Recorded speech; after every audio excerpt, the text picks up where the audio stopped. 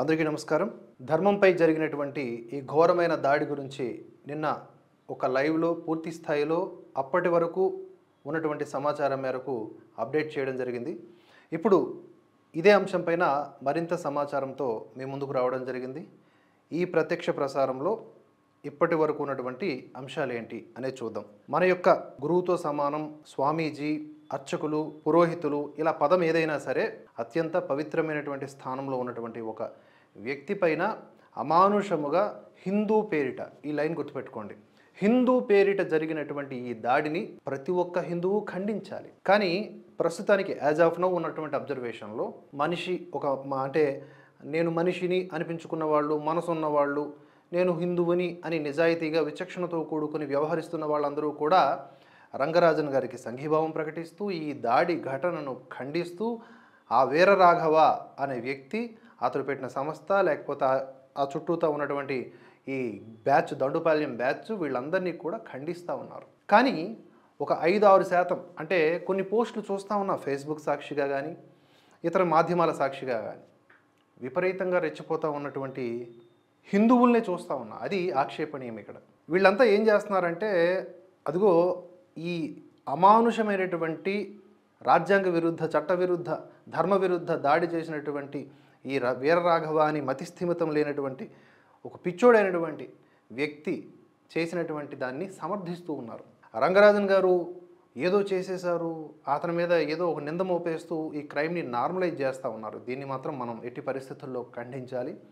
అలా చేస్తున్న వారు మేజర్గా చేస్తున్న ఆరోపణలు ఏంటి అంటే, రంగరాజన్ గారు సెక్యులర్ ధోరణితో ఉన్నారు, అందుకనే వారికి ఆ పనిష్మెంట్ కరెక్ట్ అని. సో ఇలాంటి పనికిమాలిన పోస్టులు పెడుతున్నటువంటి ఏ సన్నాసినైనా ఒకటే అడుగుతున్నా, నీ బతుకు స్టార్ట్ అయ్యిందే సెక్యులరిజంతో. నువ్వు ఎన్నో విధానాలకు, ఎన్నో విషయాలకు నువ్వు కూడా చిన్నప్పటి నుంచి చేసి ముందుకు సాగుంటావు. ఈరోజు రంగరాజన్ గారి యొక్క వ్యవహారం కానీ, వారి యొక్క పనులు కానీ భౌతద్దంలో చూసి ఏదో ఒకటో రెండో చిన్న చిన్న విషయాన్ని, అందులో కూడా తర్కం అనేది వదిలేసి ఆయన్ని నిందిస్తూ ఇంత పెద్ద క్రైమ్ని నార్మలైజ్ చేస్తున్నారు. అఫ్కోర్స్ ఎవరు ఎన్ని పిచ్చి కూతలు కూసినా జరగాల్సింది జరుగుతూ ఉంది.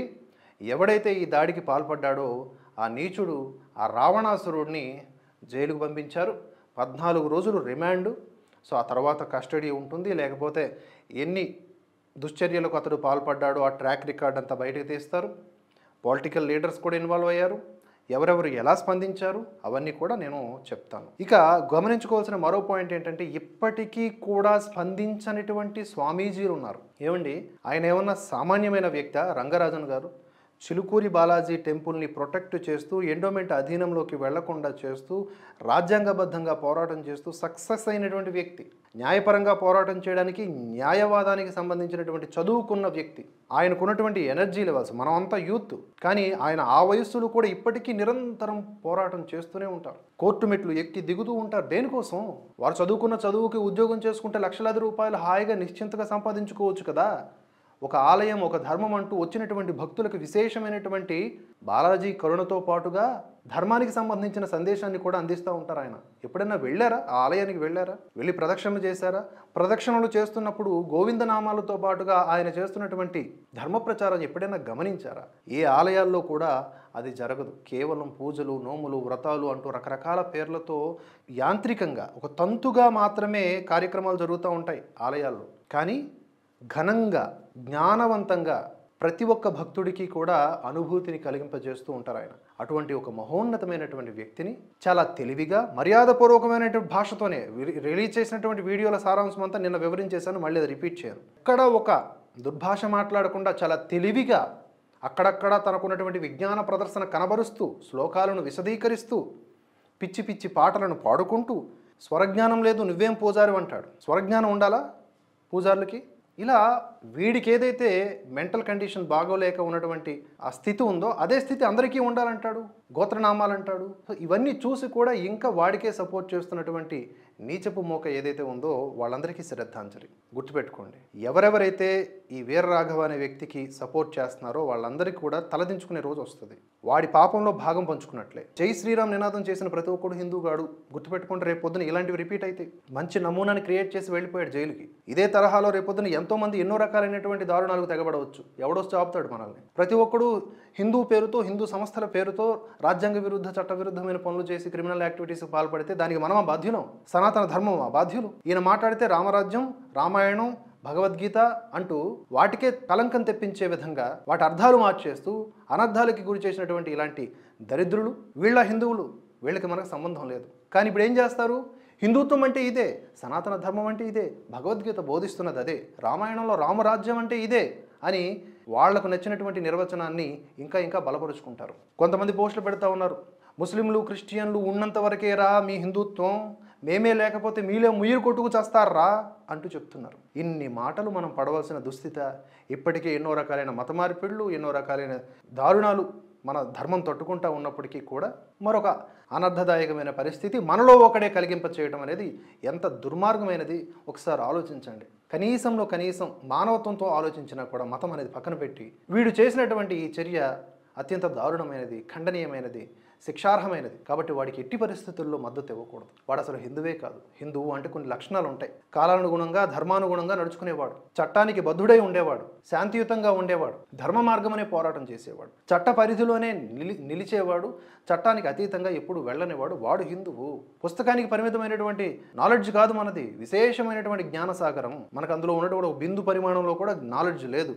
ప్రతి ఒక్కడు కండువ వేసుకోవడం, కాషాయం కట్టుకోవడం, లేకపోతే ఇలాంటి విచిత్ర వేషధారణలతో వచ్చేసి హిందూయిజం, హిందుత్వం అని పేరిట కట్టర్ హిందూ అంట. కట్టర్ హిందూ గాడిది గుడ్డేం కాదు. నిఖార్సైన హిందువుగా ఉంటే చాలు. విచక్షణ, తర్కం, హేతుబద్ధం ఇవన్నీ ఉండాల హిందువుకి. ఒక దశాబ్దాల తరబడి పోరాటం చేస్తూ, ఎన్నో సంవత్సరాలుగా పోరాటం చేస్తూ, తన ఆలయాన్ని కాపాడుకుంటూ, భక్తులని ఉద్ధరిస్తూ ముందుకు సాగుతున్నటువంటి ఒక వ్యక్తి ఒక ముస్లిం కుటుంబానికి ఆవునిచ్చారు అని చెప్పేసి భూతద్దంలో పెట్టి దాన్ని తప్పుగా చూస్తున్నారే, ఆ ముస్లిం కుటుంబం ఆ ఆవుని బాగా చూసుకుంటుందా లేదా, ఆ పర్యవేక్షణ జరుగుతుందా లేదా, ఎందుకు ఇచ్చారు, అంత పెద్ద మహానుభావుడు ఈ మాత్రం ఆలోచించడా?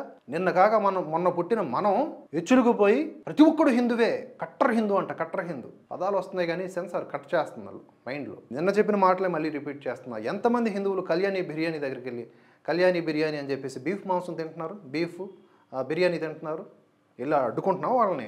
ఎంతమంది హిందువులు, మరి రైతులంటే హిందువులేగా, ఆవు ఒట్టిపోయిందని చెప్పేసి కషాయ వాడికి అమ్మేస్తా ఉన్నారు. వదిలించుకుంటే చాలు, తర్వాత విషయం తర్వాత కాలగర్భంలో కలిసిపోతుంది. డబ్బుల కోసం ఎంతమంది హిందువులు గేదెల్ని బలివ్వట్లే, దున్నపోతుల్ని బలివ్వట్లే. ఎవరైనా మాట్లాడుతున్నారా? ఇవన్నీ పక్కన పెట్టి, సంస్కరణవాదం పక్కన పెట్టేసి, సన్మార్గంలో నడుచుకుంటున్నటువంటి అర్చక పురోహితుల్ని వాళ్ళని టార్గెట్ చేసి దాడి చేస్తారేంట్రా సన్నాసుల్లారా? అసలు మీకు మాకు సంబంధం ఏమిటి? అందుకనే ప్రతి ఒక్కరూ ఘంటాపదంగా చెప్పాల్సిన ఒకే ఒక్క విషయం, అటువంటి వాళ్ళకి మనకి సంబంధం లేదు. వాడు అసలు హిందువే కాదు, హిందూ ధర్మ రక్షకుడు అస్సలు కాదు. అసలు ఈ ధర్మరక్షణ అనేది పెద్ద బ్రహ్మ పదార్థం అయిపోయిందండి. ప్రతి ఒక్కడు వాడేస్తూ ఉన్నాడు, ప్రతి కేడిగాడు వాడేస్తూ ఉన్నాడు, ప్రతి జేడీగాడు బీడీగాడు వాడేస్తూ ఉన్నాడు. ఎవడ ధర్మరక్షణ? బొచ్చు నువ్వు చేసేది ధర్మరక్షణ. ధర్మరక్షణ ఏంటి? దాని మీనింగ్ ఏంటి? ఏమి చేయరు వీళ్ళు, ఎవరు చేయలేరండి, ఇంక్లూడింగ్ మైసెల్ఫ్. ధర్మరక్షణ అని మేము ఎస్టాబ్లిష్ చేసుకున్న ఎవరు నమ్మొద్దు. ఒకసారి పరిశీలించండి, నిజంగానే వీళ్ళు తపన పడుతున్నారా, తాపత్రయపడుతున్నారా, విశేషంగా కృషి చేస్తున్నారా, వీళ్ళ ఆయుష్ కేటాయిస్తున్నారా, వాళ్ళకున్న శక్తి మేరకు ఉంటే శక్తికి మించి పరితపిస్తున్నారా ధర్మం కోసం, అన్నిటికంటే మించి న్యాయ పరిధిలో పోరాటం చేస్తున్నారా లేదా అనేది చూడాలి.